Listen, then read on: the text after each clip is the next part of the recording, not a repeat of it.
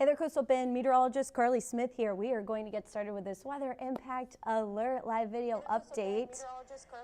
Hope everyone's having a marvelous Monday, but there are some important things to talk about. First, here's a look at the headlines. Dangerous waves are anticipated. We've got dangerous rip current, new forecast cone, and it is no longer PTC 6, and we've got any local impact shifts that come along with that new update. So the latest update is happening now.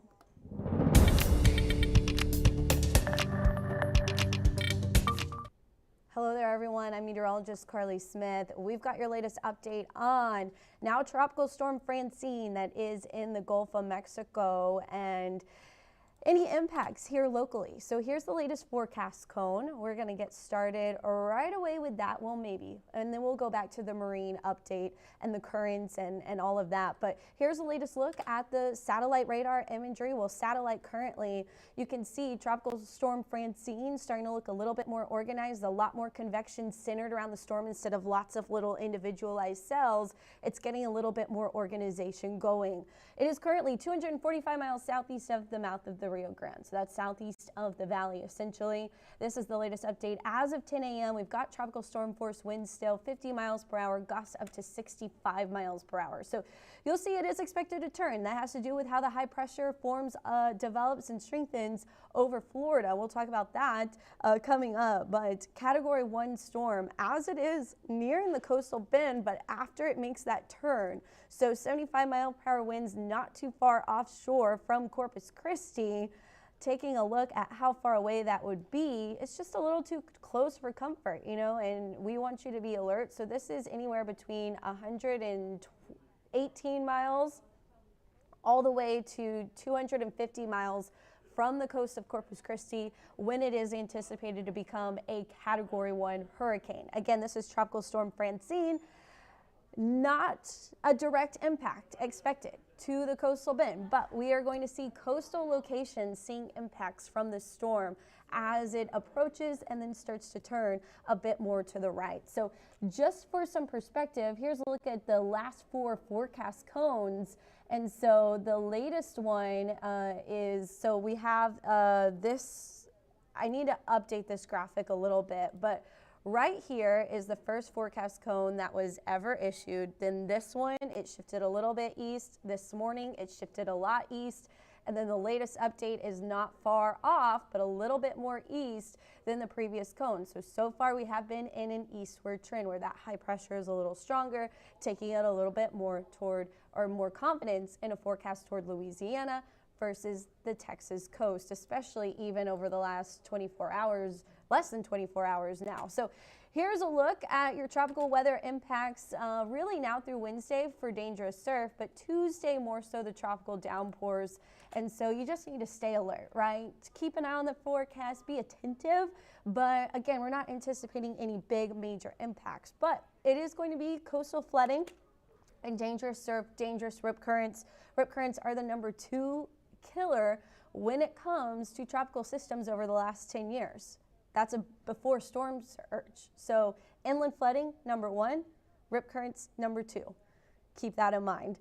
Gusts right now at our local buoy, 29 miles per hour, wave heights 9 feet, wave periods 8 seconds. Once we get to 8 seconds or higher, that's really when our rip current risk goes way up. Water temperature now 83 degrees. So here's the latest on Tropical Storm Francine. You see the higher wave action along our Texas coastline, then a lot higher waves further south into the Bay of Campeche as well. So that's associated with Francine. Our waves right now are a little bit more that stationary boundary that's stalled out across the Gulf of Mexico, and then in combination with Francine, we're getting a little bit of fetch there on the northern side where the winds are a little bit more stronger on our coastline. Right now our winds are out of the north at Port Aransas, and so that should lower our storm surge risk. The more we see north and northeast winds, the less concerned I am about real impactful rise in our coastal water, right? But with a northeast wind, we do get something that's called Ekman spiral, which can push the water a little bit further upshore than you're anticipating because of Coriolis force, which is a force that happens because the earth is spinning. And what that force does is it makes things turn to the right. If you throw a ball in a spinning, the way that the earth is spinning, it technically is turning a little bit to the right if it were to travel a lot further than you could throw. So anyway, because of the Coriolis effect, when the wind is northeast, that gets that Ekman spiral going, and so the water is pushed a little bit just to the right. And so we do see some higher tide action. This happens a lot with our cold fronts in the wintertime due to that northeast wind as well. So overall, when it comes to storm surge, the National Hurricane Center did leave out the coastal bend from our storm surge forecast, but combination with our wind direction, our wind speeds, and just the rough surf out there, once we get higher waves, those 10-foot waves every 8 seconds, that's going to push more water up the coastline. And so I do believe that we will see 1 to 3 foot of inundation, especially at the time of high tide, which this morning we were already up by about 2 feet. So anyway, here's the wave forecast. We're still dealing with 4 to 6, really 6 to 8 foot waves on Tuesday. On Friday, the storm approaching landfall in Louisiana.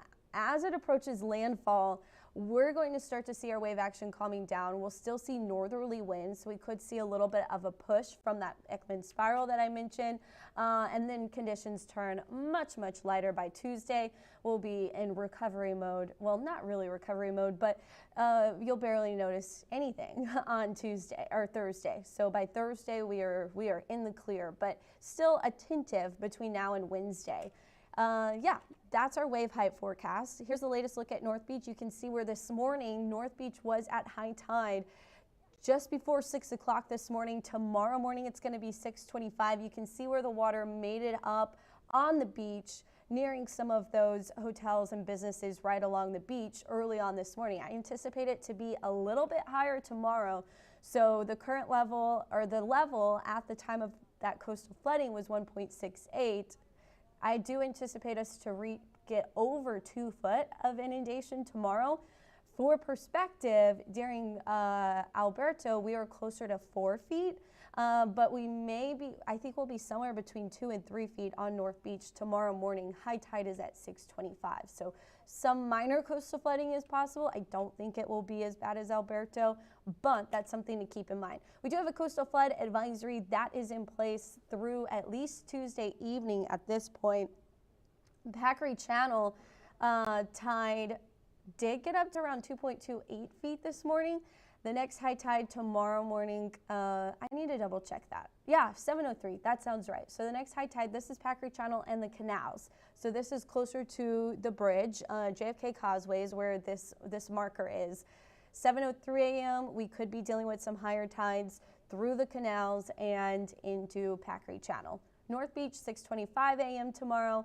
The highest tide this morning was 1.67. Baffin Bay has been holding pretty steady. No obvious sign that the tide will go up there, but it may rise at least a little bit. Anytime we near 2 feet across the board here in the coastal bend, we do get minor coastal flooding. So on Aransas Pass, 11:57 p.m. and so Port A, 11:56. Both of those locations, that's really the ship channel out there. 2 different buoys in the ship channel. We are anticipating, I think we'll be closer to 2 feet tomorrow. Today we were around 1.55, 1.47.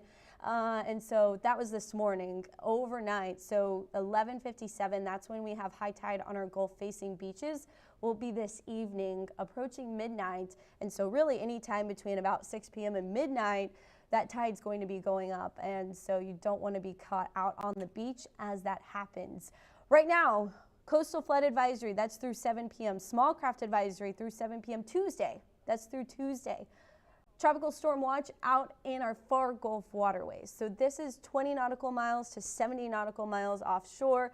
That's where we have a tropical storm watch. Wave heights around 13 feet anticipated out that direction with some gusts around 30 knots, possibly up to 40 knots. Flood watch is for Kennedy County. So Kennedy County is where we are anticipating the most rain with this event. Here's the latest look down the radar. Not a whole lot of rain showing up. A few little light sprinkles here or there. showing up here in the coastal bend. Further south, let's add in.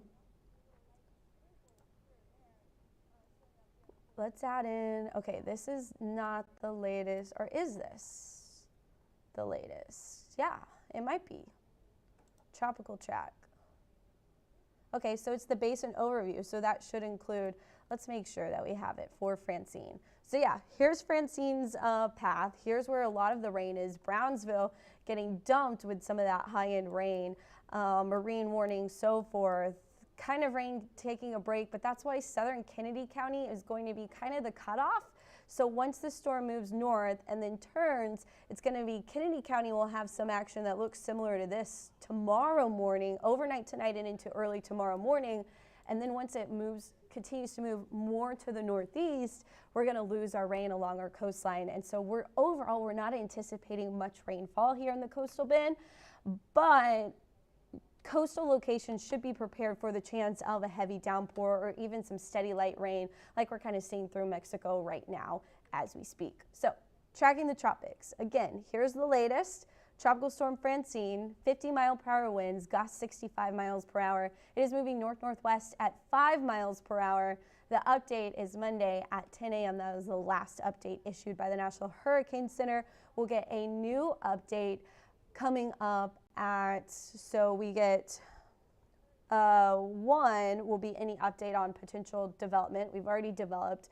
Then 4 will be the next update. So 4 p.m. So watch the 5 o'clock news this evening for any latest updates and any shifts in the forecast. But right now, it's mostly just coastal impacts that we are anticipating. As I mentioned earlier, these are kind of the latest forecast lines. So you'll see first one issued, which is the first white line on the left. Then we have a red line, then we have another white line. So that forecast cone has continued to shift a little bit more east. So that's a good trend in terms of keeping us with fewer impacts. Not a great trend for bringing us any rainfall. So now through Wednesday, we are anticipating dangerous surf. Beach locations are not going to be great. I would say avoid them. Avoid going out on the water. Mariners, be warned. Tropical storm conditions anticipated, especially 20 to 70 nautical miles offshore. Rain gear may be needed if you're headed near the coast or have to drive along 361. Drive safe. That's really where we have the best chance of rain, as well as 77. Anyone headed toward the valley, be alert as well. Isolated amounts are going to be possible higher, but it looks like Kennedy County has the best chance for 1 to 3 inches of rain, a ½ an inch, more likely for some of our coastal locations. High-end amounts would be 1.5. I'm not confident in that taking place, but if we get an isolated cell, it will have a lot of rainfall and it will dump some heavy rain potentially, but it has to develop over our area. And with that turn going a little bit more northeast, that is really going to limit how much rain we see even along the coastline. So I would be prepared for the higher amounts, but expect the lower amounts, if that makes sense. Here's the rainfall forecast from a model data. What you see here is as the storm. So this model, I think, has the storm a little bit closer to our coastline because typically you would anticipate that higher yellow a little bit closer to the right side of the forecast cone as we're moving up through Wednesday. So I think this is probably overdoing it really for coastal locations. You still see us getting a trace of rain all the way up to a ½ an inch, a ¼ of an inch to 1 inch of rain near the coast. So if I put a pause point, we can zoom in. So again, this is just a forecast model just to show you an example, but high-end impact closer to Brownsville, less of an impact through Corpus Christi, low-end chance we get an isolated kind of pocket where we get some steady rain in a band that almost sets up, but it will be moving out of our area. Coastal locations still have a chance to see around 1 inch of rain. Kennedy County has the best chance to see more than 1 inch of rain. Not a lot of high-end impacts for Kennedy's lands down there. Could see some minor flooding in low-lying locations and so forth. So here's a Tropical Storm Francine on our futurecast. So you will notice where the stationary boundary sets up is kind of one of the reasons why Brownsville is getting targeted with rain throughout today. This is an idea of how it could look Tuesday morning. So Kennedy County getting the bulk of its rain early tomorrow morning. Then Wednesday overnight Tuesday into Wednesday, we could still see some isolated showers near our coast, but this is where the turn has happened, right?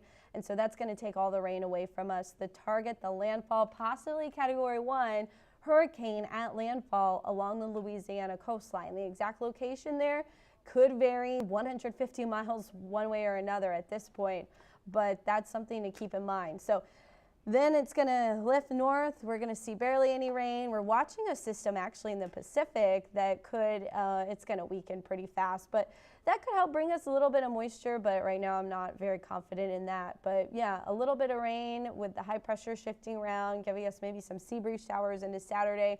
But overall, this is a low impact system for us, but it is so close. It's too close for comfort. That's what I've been saying.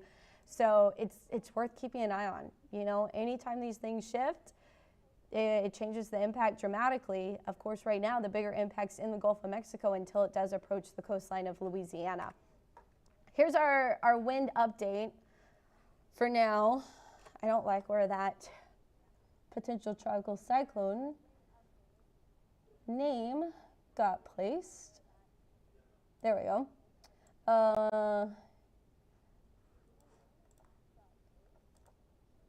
Let's get out of that edit mode now. Okay, so of course it's going to take a while to load. I'll scroll through some of these comments. West Sinton area, probably little to no rain. If you're lucky, you'll get a ½ inch, but that would be lucky. Odds are trace to nothing. It is something to watch, but definitely not worried about it unless you are near the coast. Then that's when you could see some rain and some surge. Copano Bay, I'm not anticipating a whole lot of surge. I will say our wind being out of the northeast, that's something to keep in mind with the position of Copano Bay. So I'll get to that in just a minute. Let's see, that was Eloisa who asked that question. So right now, here's a look at our wind speed and gust. Out at that buoy near, maybe it was knocked out, but it's only reporting a 9-mile-per-hour wind. That's kind of crazy unless there's like an eye that's tried to develop. Anyway, our buoys are reading about 30-mile-per-hour wind gusts at this point. We're 17 miles an hour sustained at the Naval Air Station, Port Aransas, actually 31-mile-per-hour gust out at our local buoy. A chance for some tropical storm force winds, a little bit more offshore, but that buoy's only reporting a 22-mile-per-hour gust. So here's a forecast. So this is just one forecast model, just showing you with the path of the system. I think this is showing wind gust, so it would not, it's being a little dramatic because the contour is gust, so think of that as worst case scenario. Best case scenario is a lot weaker than that, but worst case scenario, again, even staying offshore, not anticipating much. Worst case scenario, our winds offshore where we have tropical storm warnings in place. Again, that's 20 to 70 nautical miles offshore. We're talking 50-mile-per-hour winds, dangerous for boating, dangerous surf anticipated with just how close this is passing, dangerous rip currents, threat for high wind, hurricane force conditions. That's all going to be on the Louisiana coast at this point. Tropical storm force winds not out of the question for South Padre Island. That would be Tuesday evening, Tuesday lunchtime through early Wednesday morning. Then the storm takes its northeast turn. So let's go back to, we'll just look at the radar so I can explain the Copano Bay situation. Honestly, not anticipating much in the way of surge, but for Copano Bay, I'm not sure how the tide has been over the last week. There's not great amount of tide gauges out and around our area, unfortunately, but our northeast wind is going to keep pushing water across Copano Bay. So I would be any areas of interest that are like south of Bayside along Copano Bay, tide is probably going to be higher that direction, and then Bayside a little bit higher again because of that Ekman spiral. But we're not going to get a ton of water that's like being pushed into our bays and then pushed into Copano Bay from the storm. We're just not in the right area. We really need the winds to be going directly onshore at the highest amount of speed. So we need a southeast wind that's pushing the water from the Gulf into our location to be producing those higher amounts, and we're just not getting that. Yes, there's that Ekman spiral, that transport of water underneath, but that's not as strong as when you have a longer fetch coming around the edge of that storm, pushing the wind and the waves directly into your coastline. That's going to lead to higher storm surge. And right now, I'm not seeing that for us. It looks like we're going to stay on the side where we keep northeast winds or a little bit northwest winds throughout the event. And so I'm not into, right now it looks like our gusts could be 30 miles per hour tops for areas across our location. So again, not anticipating a huge rise in tide, but minor coastal flooding is going to be likely. So anywhere, expect inundation 1 to 3 feet, 3 feet worst case scenario, 2 feet is anticipated. We were near 2 feet this morning at high tide. I think at high tide tomorrow, inundation is going to be around 2 feet as well. So that's like, think of that as 2 feet above a normal tide. So when we were giving the tide forecast at high tide, I think we'll be 2.5 feet above normal. 3 feet would be on the higher end of that forecast. And so when it comes to North Beach too, with the wind staying northeast, that's going to push more water maybe toward like downtown. We'll see a little bit more impact, possibly the art museum, but I don't think there's going to be a huge amount of water. I think North Beach may not see horrible flooding, again, because of the wind direction. Areas along Ocean Drive, some of those parks likely going to see some higher water up that direction. But yeah, it's a northeast wind most of this event. If we had a southeast wind, I would be much more worried. But it is enough to put out a weather impact alert. 1 to 3 feet of inundation can cause minor coastal flooding, can lead to the canals rising up, can get water to some of those near coastal beaches there in North Beach.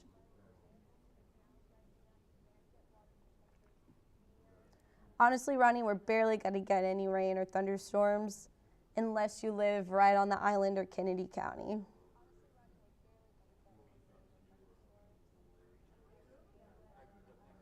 Some intense for 10 a.m. on a Monday, almost 11 a.m.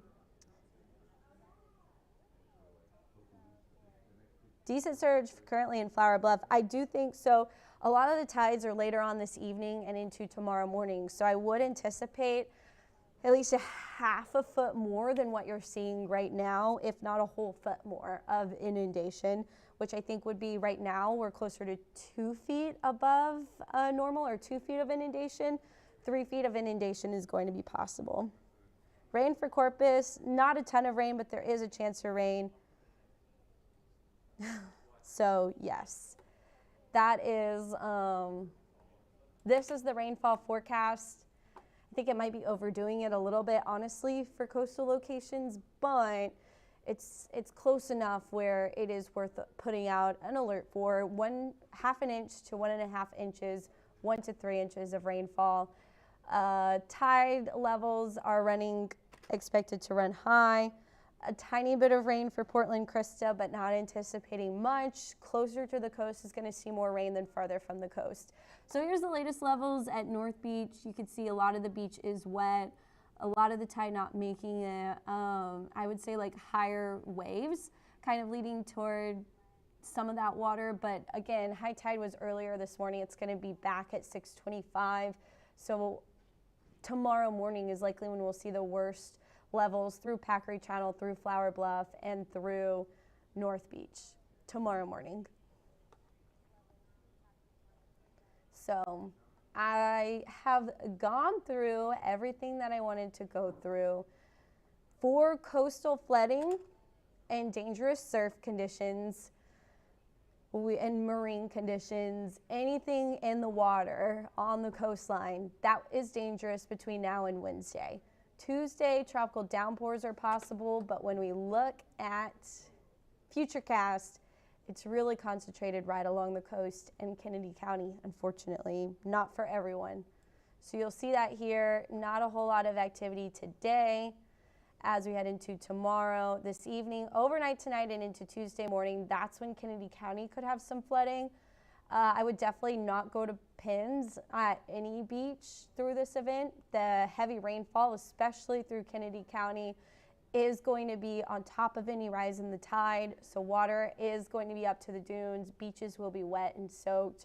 Not ideal for driving on the beach in by any means. Then as we continue on, you see the system looking really organized on this model data headed toward Louisiana. So yes, that really is the latest forecast.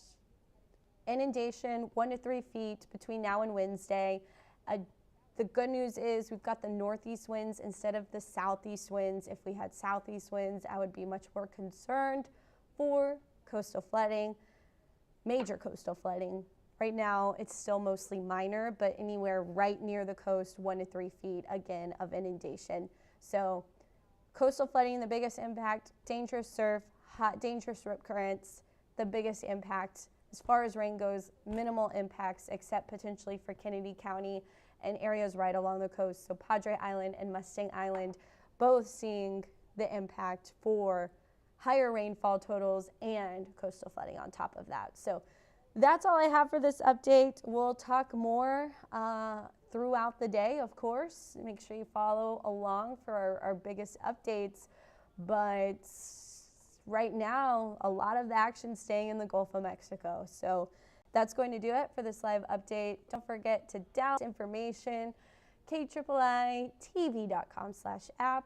There's a great way to download that or by scanning this QR code. Thanks for watching, y'all.